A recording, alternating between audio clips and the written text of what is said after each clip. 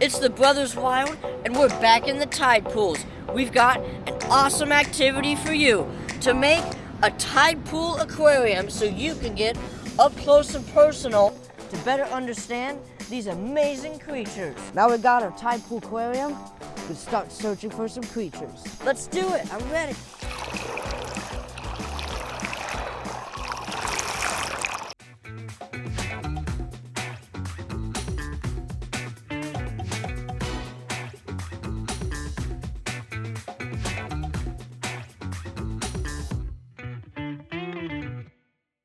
Look at this, guys. I have just found a crab. Perfect for a Tidepool Aquarium. You can never have one without crabs. Let me put them in here. That's why you start flipping stuff. You're never going to find as many creatures if you're not flipping rocks and other types of debris that these animals take shelter under. Another great specimen for the aquarium, a purple sea urchin. Jameson's got one too. We gotta put him in. Leather star. Whoa! Is Perfect. that a stomach? Perfect example of a great Tidepool Aquarium here is a leather star. See that? That's its stomach as well. They also call these a garlic star. Because it smells like garlic. Let's put them in the aquarium. Another great creature for the aquarium, a dwarf Henricia. It's actually a type of sea star, and it's really tiny. It's lost two of its arms as well, and as you can see, they're regrowing back. Super cool. I'll tell you about that later. Oh. We got ourselves a little wandering meatloaf here. I'll tell you about that when we get all our creatures. Look at this. Little tiny hermit crab. That would be great for the Tidepool Aquarium.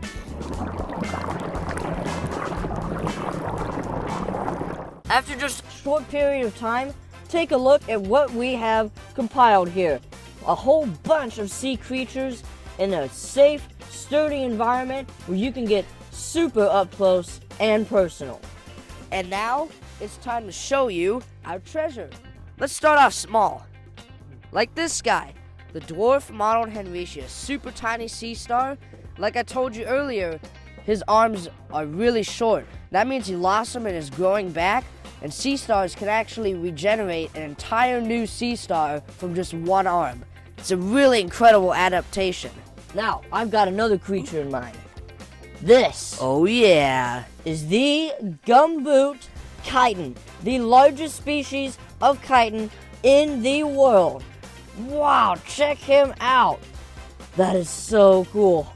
Now, just like most other chitons, he has remained virtually unchanged for nearly 500 million years. My mind has been blown right now.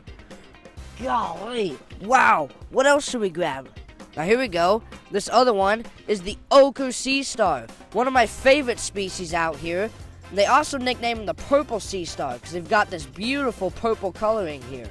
But what's super cool about this species, they can be multiple different colors. Brownish orange to bright orange, dark purple to bright purple. These guys change colors all the time.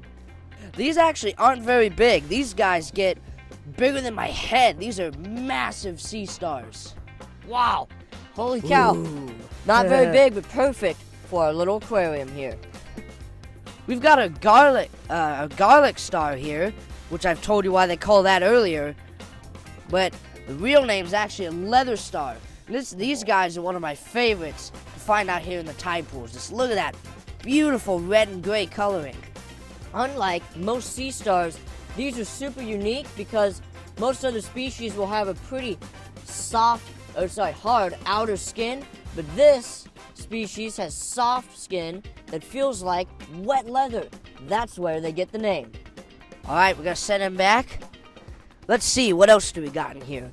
Here's the other species we have in here, a purple sea urchin. There's actually two in here, but I got the biggest one. Now, when it's not low tide, these guys will gather in the herds of tens of thousands and devour entire kelp forests. And they use those razor-sharp teeth to cut through that kelp like a hot knife through butter. They are just crazy eaters. And what I have here is a big old crab. Now, I'm not certain what species he is, but I've got a technique for you. If you don't want to get pinched, and as a guarantee, grab him on the back by the sides. As you can see, their claws, they can't reach behind their head, so he won't be able to pinch you. You can enjoy this little crabby here. Well, as you have seen, we have filled our little aquarium here to the brim with animals and have ran out of room. But we hope this inspires you to create your own Tidepool Aquarium so you can better interact with our friendly neighbors here at the Tidepools. So I recommend whenever you go to the beach or tide pools, you should bring a container like this so you can enjoy these animals like we did today. I'm Jackson Hawkins Kimmel. And I'm Jameson Hawkins Kimmel. And together, we are the Brothers Wild. All right, James, let's set these creatures back into the wild. Let's do it.